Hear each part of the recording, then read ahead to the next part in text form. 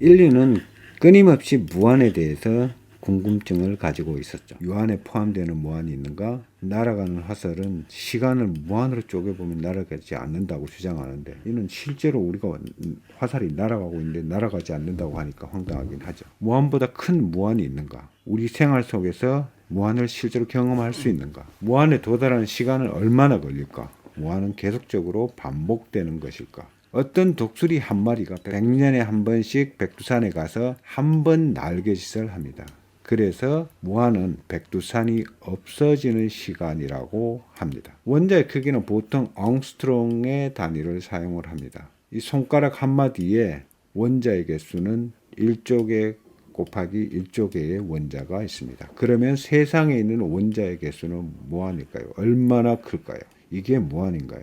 거꾸로 얘기하면 세상 크기에 비해서 원자는 무한히 작은가? 정말 얼마나 작아야 무한히 작다고 얘기를 할 수 있는가? 종교, 철학, 수학, 물리 등 여러 분야에서 무한을 얘기를 합니다. 자연수는 1, 2, 3, 4, 5 계속 무한으로 증가를 하죠. 수학에서는 자연스럽게 무한이 나타납니다. 오직 수학만이 무한을 직접 다룰 수가 있습니다. 수학에서는 무한을 눈 팔자로 표시를 하고 이를 직접 사용을 합니다. 수학에서 무한에 대한 연산을 살펴보면 무한에 어떤 수를 더하고 어떤 수를 빼도 무한이죠. 어떤 수를 무한으로 나누면 0이 됩니다. 무한에 어떤 수를 곱해도 무한입니다. 무한을 계속 곱해 나가서 무한에 n개를 곱해 나가면 무한입니까? 어떤 수의 영승은 항상 1이 되죠. 0의 영승도 1로 define 되어 있습니다. 그러면 무한의 영승은 1로 define 됩니까? 어떤 수의 무한승은 무한입니까? 당연히 무한으로 보여지지만 이거는 정의되어 있지 않습니다. 무한은 어떤 수로 계속 나누어도 무한이 됩니다. 무한이 큰 것 같고 무한이 작은 것은 서로 상통하는 면이 있는데 a가 무한대로 갈 때 1 over a는 제로가 됩니다. b가 제로로 갈 때 1 over b는 무한대가 됩니다. 따라서 무한대와 무한소, 이것은 서로 상통하는 면이 있습니다. a가 제로일 때 1 over a와 a가 무한대로 갈 때 1 over a는 어떻게 되는가? 어떤 이론이 1은 2이다 라고 주장을 하고 이것을 다음과 같이 증명을 합니다. 실수 A와 B는 0이 아니라고 가정을 하죠. A는 B라고 둡니다. 그러면 양변에 A를 곱하면 A 스퀘어는 A 곱하기 B가 되죠. 양변에 B 스퀘어를 빼주면 이렇게 되죠. 이걸 인수분해를 하면 A 더하기 B 곱하기 A 마이너스 B가 B 곱하기 A 마이너스 B가 되죠. A 마이너스 B를 양변에 나눠주면 제거를 되고 A, B는 B가 됩니다. A가 B이기 때문에 2B는 B가 되죠. B를 나눠주면 2는 1이 됩니다. 이 증명의 오류가 1 over 제로는 불가능하다는 것을 보여줍니다. 따라서 A가 제로일 때 1 over A는 없고 A가 제로로 갈 때 1 over A는 무한대입니다. 자연수는 홀수하고 양수가 반씩 있죠. 따라서 자연수의 개수와 홀수의 개수는 같은가를 살펴보면 1은 1로 대응하고 2는 3으로 대응하고 3은 5로 대응하고 4는 7로 대응해서 모든 홀수의 자연수를 대응시킬 수 있습니다. 1대1 대응이 가능하죠. 자연수의 개수와 정수의 개수를 살펴보면 자연수 1은 0으로 대응시키고 2는 1로 3은 마이너스 1로 4는 2로 5는 마이너스 2로 대응시키면 자연수와 정수는 1대1 대응을 시킬 수가 있습니다. 유리수는 정수 분자에다가 나누기 정수 분모로 나타나는 것을 유리수라고 정의를 합니다. 정수의 개수하고 유리수의 개수가 어떻게 같을 수 있는가를 살펴보면 양의 정수에서 양의 유리수를 대응을 살펴봅시다. 그러면 1은 1 over 1, 2는 1 over 2, 3은 2 over 1, 4는 1 over 3, 5는 2 over 2, 6은 3 over 1 이런 식으로 대응을 시켜봅니다. 그러면 이쪽으로는 계속 분모가 커지고 이쪽으로는 계속 분자가 커지죠.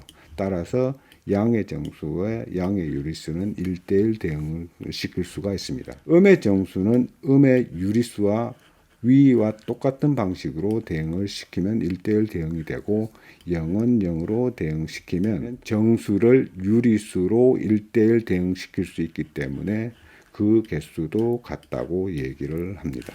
반지름이 2배이기 때문에 큰 원은 작은 원의 2배가 됩니다. 작은 원의 모든 점은 큰 원의 모든 점하고 대응을 시킬 수가 있습니다. 따라서 큰 원의 점의 수와 작은 원의 점의 수는 항상 같게 됩니다. 어떤 무한대는 어떤 수로 나누어도 무한대가 됩니다. 이는 전체를 계속 나누어도 그 개수는 그대로인 것을 보여줍니다. 정보는 계속 나누어도 그 정보는 그대로이죠. 따라서 부분이 전체와 같습니다.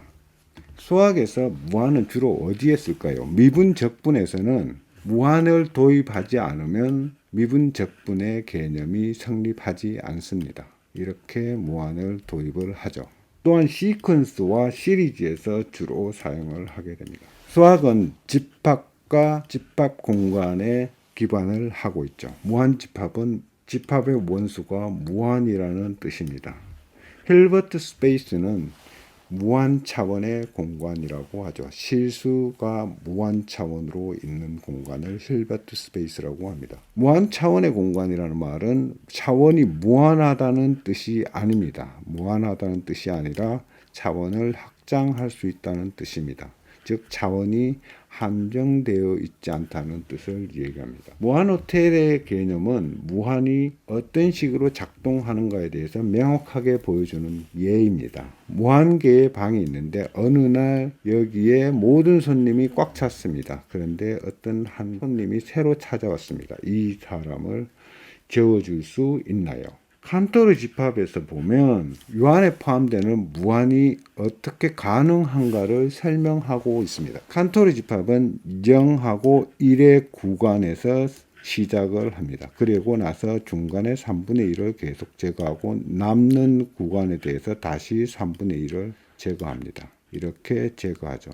또다시 제거하고 나면 남는 점의 구간들이 있습니다. 이렇게 남는 점의 구간들이 무한대의 점들이 있습니다. 즉 칸토르 집합은 무한대로 많은 수가 남게 되죠. 모든 수들은 떨어져 있습니다. 이 무한대의 남은 수의 구간을 더해도 그 길이는 제로가 됩니다. 왜냐하면 제거한 길이를 더해보면 첫 번째 3분의 1이 제거됐고 두 번째 9분의 2가 제거되고 세 번째 27분의 4가 제거됩니다. 이렇게 제거되죠.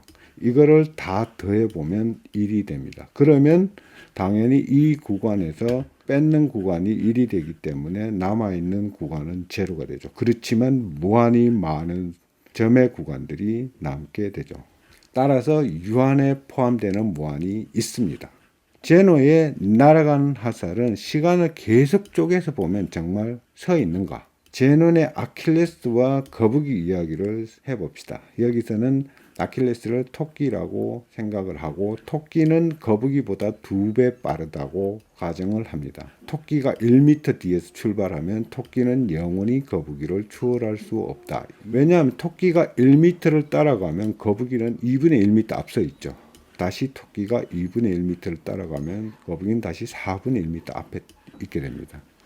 즉 처음에는 출발은 거북이가 1m 앞에 출발을 했고 1m 토끼가 따라가면 다시 2분의 1m 거북이가 앞에 있고 2분의 1m 다시 따라가면 4분의 1m 앞에 되죠. 계속적으로 거북이는 1 over e to the n승의 앞에 있게 됩니다.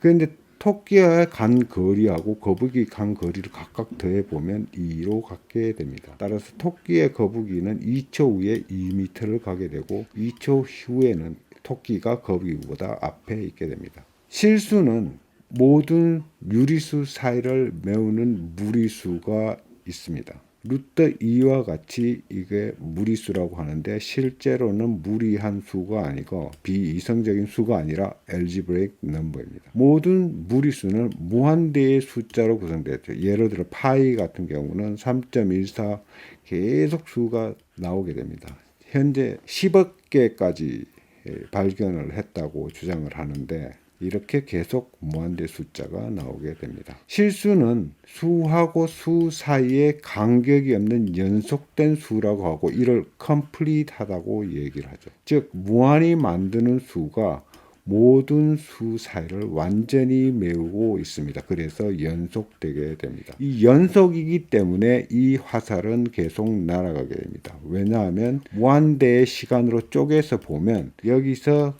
날아가는 값이 있는데 그 값을 미분값이라고 얘기를 합니다. 따라서 무한대로 시간을 쪼개도 화살은 계속 날아가고 있습니다. 실제로 무한이 존재하는가? 우리가 거울방에서 보면 내 상이 계속적으로 무한대로 이렇게 반사돼서 보여지는 것을 보여줍니다. 따라서 우리는 실제로 무한을 볼 수 있습니다. 모든 공간에서 모든 시간 구간에서 무한이 존재합니다. 이를 보통 미분값이라고 하죠. 그러면 무한에 도달하는 시간은 얼마나 걸릴까요? 여기서 limit n이 무한대로 갈 때 1 over n은 제로가 되죠. 여기서 1 over n은 0에 도달하는 시간이 즉시라는데 왜냐하면 여기에 시간이 개입되어 있지 않습니다. 제로 타임입니다. 수의 집합은 자연수, 정수, 유리수, 실수, 복소수 등 여러 가지 수의 집합이 있습니다. 수의 집합은 무한 개의 원수를 가지고 있지만 무한은 가지고 있지 않습니다. 따라서 무한은 수가 아닙니다. 사람들은 봄, 여름, 가을, 겨울이 지나고 나서 다시 봄, 여름, 가을, 겨울이 오고 일상생활에서 어떤 반복 현상을 경험하고 있죠. 따라서 사람들은 윤회사상이라는 개념도 이런 반복 현상의 개념을 적용을 시키면 생로병사가 같이 오게 되고 다시 어떤 생로병사가 올 것이고 이렇게 오게 되면 사람들이 이런 식으로 윤회를 하게 된다고 하는 생각이 윤회사상입니다. 그렇지만 현실에서는 무한이 어떤 지점을 향해 가는 형태입니다. 한계가 없이 계속 커지는 형태가 있을 수 있고 다른 한 케이스는 계속 커지지만 어떤 지점까지만 갈 수 있는 형태가 있습니다. 예를 들어서 첫 걸음이 1m이고 다음 걸음이 0.99m, 그 다음 걸음은 0.99m에 99% 이렇게 계속 걸어간다면 무한으로 걸어도 100m밖에 도달할 수 없습니다. 이 사람은 100m 이상은 갈 수가 없죠. 그러면 사람들은 무한에 대한 개념을 어떻게 가질 수 있는가라는 거죠. 1000년 전에는 휴대폰은 상상도 못했죠. 지구 반대편에 있는 사람끼리 서로 얘기를 한다고 하는 것은 상상도 못했습니다. 따라서 누가 이런 얘기를 하면 정신이 좀 나갔다고 얘기를 하겠죠. 우리가 무한에 대해서 예전부터 얘기를 했다는 것은 실제로 우리가 무한을 경험하고 있기도 하다는 것입니다. 두 번째는 어떤 우리가 이성적으로 생각을 해서 우리가 알고 있는 지식을 확장하거나 적용을 해서 무한을 상상할 수 있다는 것입니다. 알고 있는 지식은 대부분 참이라고 사람들이 받아들이는 것입니다. 참이 아니라 받아들이는 것입니다. 모든 사람이 맞는 것이라고 해도 거짓일 수 있습니다. 5,000년 전에 지구가 둥글다고 얘기를 했다면 돌맞겠죠. 1000년 후에는 우리가 참이로 알고 있는 많은 것들이 거짓으로 판명될 것입니다. 우리가 알고 있는 지식의 확장을 통해서 무한에 대한 개념을 상상할 수 있습니다. 이건 철학적인 관점에서 보면 이성적인 결과물이 됩니다. 이성은 자연의 원리를 발견하고 사과는 땅으로 떨어지고 이는 중력에 의한 것, 이런 것을 발견을 하죠. 원리를 적용을 하면 더 무거운 사람은 더 큰 중력을 받는다라고 하는 추론을 능력이 우리가 무한에 대해서 상상할 수 있게 합니다. 이런 이성은 자연의 원리는 사람들이 만든 것이 아니다. 이건 누구도 만들지 않았기 때문에 팩트죠. 중력이 어떻게 만들어졌나 이런 생각을 하는데, 이 생각, 어떤 사람은 저절로 생긴다, 어떤 분은 어떤 이성적인 분이 만든 것이다. 그러면 이 중에서 좀 더 이성적으로 보이는 것은 무엇일까? 실제로 과학적 주장은 재현 가능한 주장과 재현 불가능한 주장이 있습니다. 재현 가능한 주장은 실제로 어떤 주장을 공학적으로 재현 가능했을 때 참이라고 합니다. 일반적으로 수학 통계적 모형을 사용해서 그 모형 값에 나오는 추정을 하게 되는데, 이 추정들은 대부분 재현 불가능한 주장이죠. 참인지 거짓인지 실제로는 모릅니다. 그러면 수학의 기반은 무엇인가? A는 A라고 하는 definition의 학문이에요. 수학은 정의되지 않으면 그것을 다룰 수가 없습니다. A는 B라고 하면 B는 A라고 하는 리플렉시브한 특성이 있죠. 이는 B의 A를 대체하는 원리입니다. 수학의 문제를 풀 때 항상 대치를 해 나가는 것하고 같습니다. 또한 A는 B이고 B는 C이면 A는 C이다 라고 하는 논리적 추론의 원리죠. 이 세 가지는, 수학적 기반의 세 가지는 증명할 수가 없습니다. 증명할 수 없다는 것이 맞다고 하는 것은 믿음이에요. 믿음은 증명할 수 없는 것을 받아들이는 것이 믿음입니다. 그럼 수학적 믿음이 항상 맞느냐? 예를 들어서 철수는 영희의 친구이고 영희는 영철의 친구인데, 논리적 추론에 의하면 철수는 영철의 친구라고 얘기를 하면 이거는 틀립니다.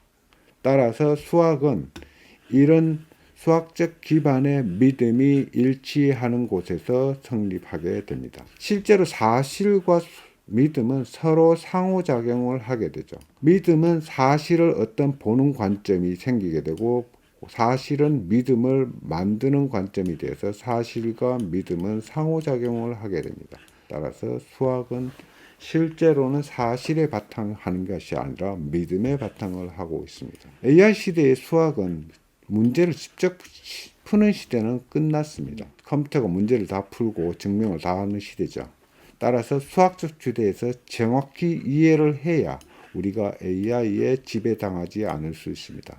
앞으로 다변수 미적분학에 대해서 강의할 예정입니다.